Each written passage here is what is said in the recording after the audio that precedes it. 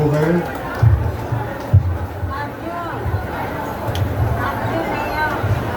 Love you. Sa ating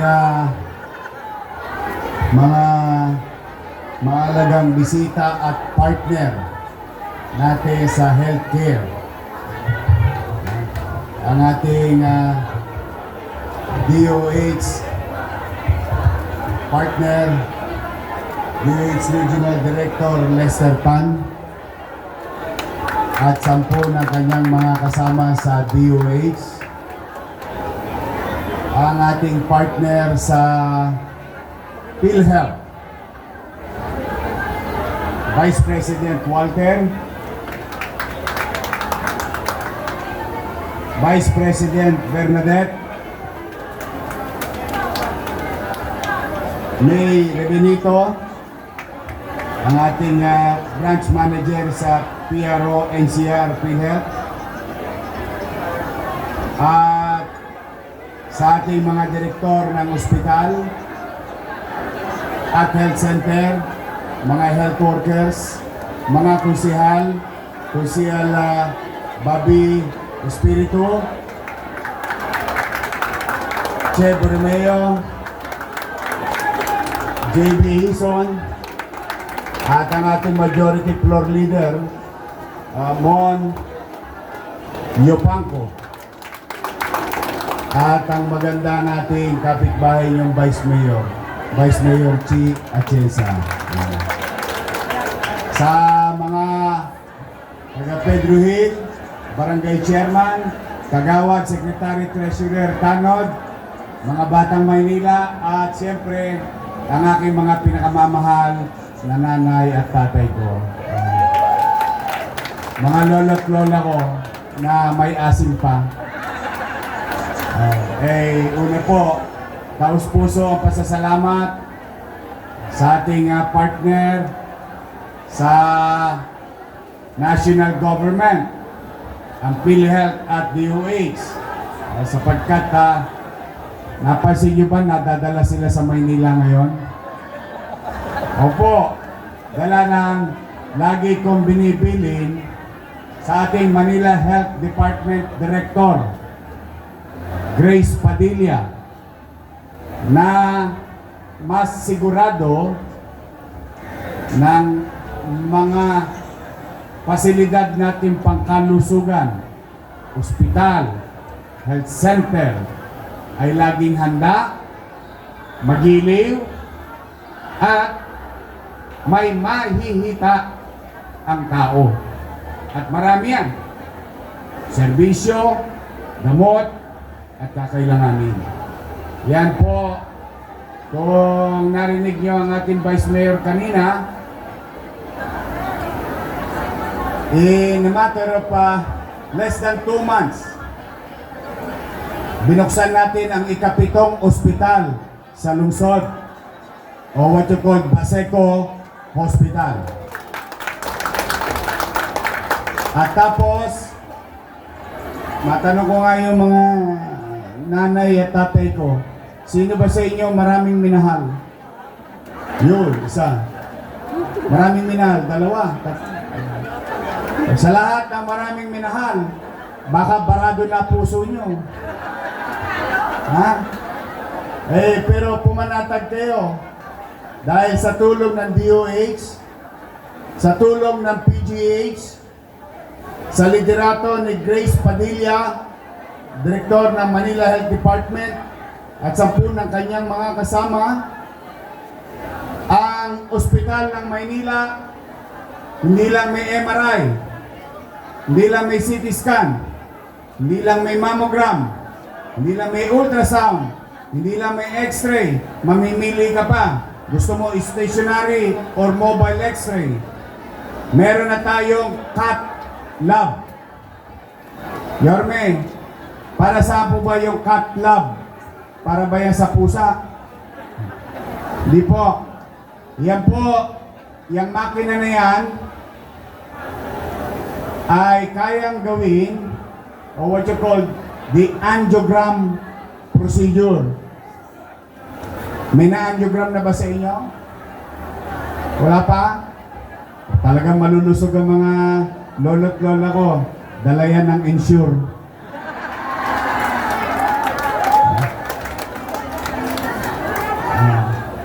Oh. Yung wala pa, ang tabayanan niya yung third batch. O baka kasi mabagal yung inyong tawag yung submission. Pero konti na lang ang natitira. Wala na pong problema ang Maynila sa pagbili ng gatas. Ang may problema, yung kumpanya. Naubos lahat ang paninda nila. At napag-alaman ko na yung ensure imported pala yun. Hindi pala yun nagagawa dito sa galing pa Singapore. Kaya pag naubos, umu-order pa sa Singapore. But anyway, going back, mahal po magpa-angiogram. Baka may kakilala kayo. Ipagtanong nyo kung totoo ba yung sinasabi ni Yorme. Pagkatapos natin mag-angiogram through the help of PGH, UPPGH, and other partners in DOH, and National Government Hospital, kalaunan, malay ninyo, magkaroon na tayo ng angioplasty. Alam niyo po ba ang ibig sabihin ng angioplasty? Yung tubo, barado, ibubuka, lalagyan ng barbula, tuloy ang daloy ng dugo sa puso. Napakahalaga po sapagkat isa sa mga silent killer na sakit sa ating mundo, hindi lang sa Pilipinas sa mundo, ay ang atake sa puso.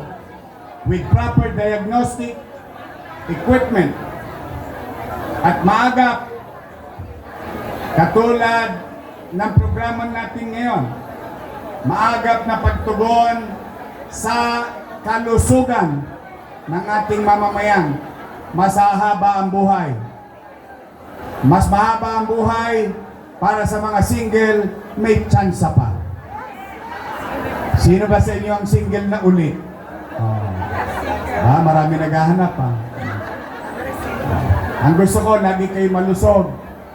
Ang gusto ko, lagi kayo masaya. Kasi mahirap na nga yung buhay.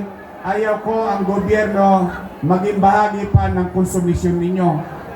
Gusto ko, pag pumunta kayo sa pamahalaan, kahit papano may tugon. May tugon sa pangangailangan ng kanyang mamamayan. So ngayong araw na ito, nagkakasama-sama tayo. Dahil, maganda ba yung health center nyo? Ay, sobra. Social ba? Hindi na ako. Mas maganda pa sa Makati? Yes. Kasi malapit na tayo sa Makati. Maganda-ganda. Masaya ako. Pag masaya kayo, basta kami, pagbubutihan pa namin ng inyong mga doktor, ng inyong mga nurse, BHW, and so on and so forth. Sino sa inyo ang bungal? May bungal ba?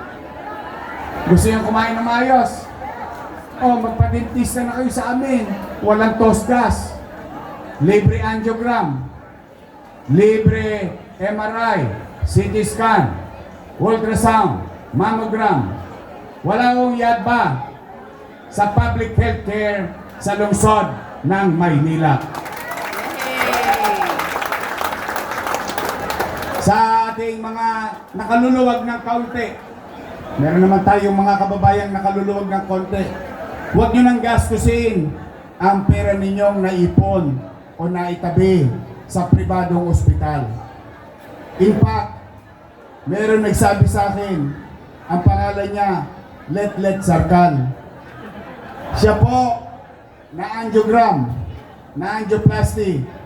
Ang sabi niya, sa pribado siya, hindi ko nababanggitin yung ang bayad niya 1 million pesos. Alam naman natin, mahal ang angioplasty. Pero nung nakita niya yung cath lab natin, hindi raw ganon yung makinang ginamit sa kanya. Mas maganda raw yung sa atin. So, ang punto ko, sa mga nakaluluwag, halika na, pipirin nyo na yung pera nyo. Ibeta nyo na yan sa Gedli. Inpukin niyo yan. Gamitin nyo sa ibang bagay. yung mga serbisyo na kakailangan ninyo, magtungo kayo sa pampublikong pasilidad, pangkalusugan ng ating lungsod ng Maynila. So now, here we are today with the national government, GOCC, PhilHealth. Alam nyo po, ang PhilHealth ngayon, parang bahagi na ng City Hall ng Maynila. Opo, talagang nakikisuyo ako sa kanila. Nakikiusap ako na maging masinsin, mainam ang pagtatala ng ating mga kababayan under UHC or Universal Healthcare Law. Yan, gusto kong mangyari sa Maynila na ang bawat Manileño, matanda, bata, may ngipin o wala, mayaman, middle class, mahirap, gusto ko maging bahagi kayo ng PhilHealth nang hindi sa panahon ng aberya. Kahit sa normal na panahon, kayo'y maisapi na nang hindi kayo masyadong natataranta, nag-aalala pagdating ng araw. Napakalaking bagay ng presensya ng PhilHealth sa buhay natin ngayong araw na ito dito sa Maynila. With PhilHealth, I think, no, yung mga local government, mas lalong magiginhawaan sa pag-deliver ng services or healthcare services sa kanyang mamamayan. Sa totoo po, nagulat ako a few weeks ago meeting with PhilHealth.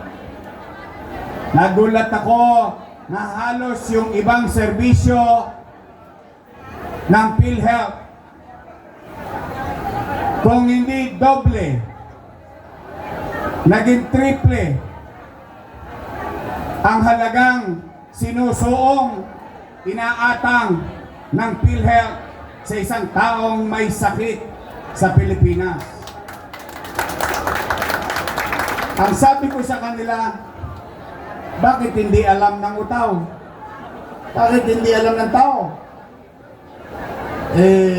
Sabi ko, nakakaawa naman ng presidente. Abay, bakit? Gumawa siya ng programa para palakihin ang benepisyo. Doblehin, I guarantee you, doble ang minimum. Minsan may mga serbisyo pa nagtriple. At yung mga dating hindi kasali sa listahan ng PhilHealth na kanilang inaatang, ngayon malawak na, kaya kayang-kaya na kayong yakapin lahat ng PhilHealth. Sabi ko, we owe it to the President. Hindi ko yung party mates, ha?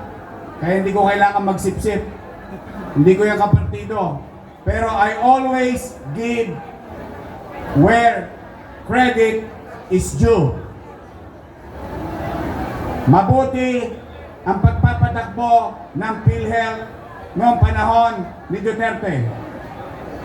Mas minabuti ang pagpapatakbo ng PhilHealth sa pamumuno ni Marcos. We always give credit to them. Yan ang isang bagay na kapag nagkaroon ng continuity sa gobyerno, nawala ang mga politika, tao ang makikinabang. Bremer, sinimulan, ginawang episyente. Noong sumunod na administrasyon, dinoble, nagtriple, pinalawak, o sino makikinabang? Taong bayan. Kaya, bilang mamamayan, hindi po bilang mayor, tayo na naririto, pwede ba in our own little way, although it is our job to do our best, but siguro hindi naman masama na kantaan natin ang Pangulo ng Bansa ng Happy Birthday. Mahirap ba yun? Hindi naman. Yung kapitbahay mong ang chismosa, binabati mo ng birthday. Oh, di ba? Oh, pwede ba? Sabay-sabay. Oh, 1, 2, 3. Happy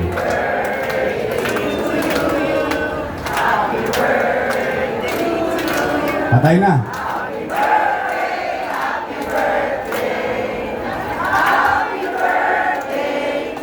Isa pa.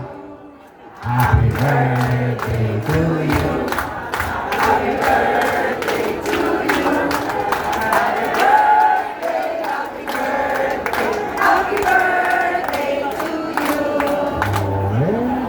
Tama, hindi pala ako nag-iisa. Happy birthday na lang, sintonado pa. To our President, thank you very much. And I really appreciate it nung nakita ko yung kwentada ng mga serbisyo. With all honesty. And I was amazed that this thing can be done. So, sa inyo po, mga nanay ko, mga tatay ko, maganda pa yung condominium. Ay, super. Maganda? Oo naman. Sabi ko sa mga bisita natin, inutang ko yan. Oh. O yung inutang ko, napakinabangan ba ng tao? Yeah. Ayan o. Hospital. Siya Gamit. yun. Kaya ako sabi ko sa inyo, iraraos ko kayo. Sa totoo lang. I'm happy that today, the start of a new day, better days, coming to Manila with our partnership with DOH and PhilHealth. Sa atin naman, kayo mga nanay tatay ko, abangan ninyo, magkikita tayo sa October.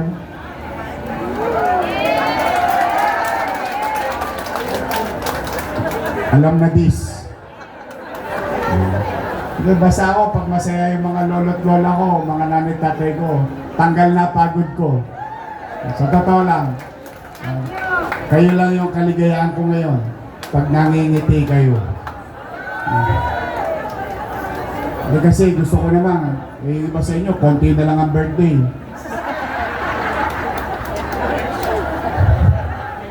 Gusto ko, sa inabahaba ng buhay ninyo, sa ating komunidad, ngayon yung maramdaman na may gobyerno na nagmamalasakit sa inyo at nagmamahal sa inyo. Totoo lang.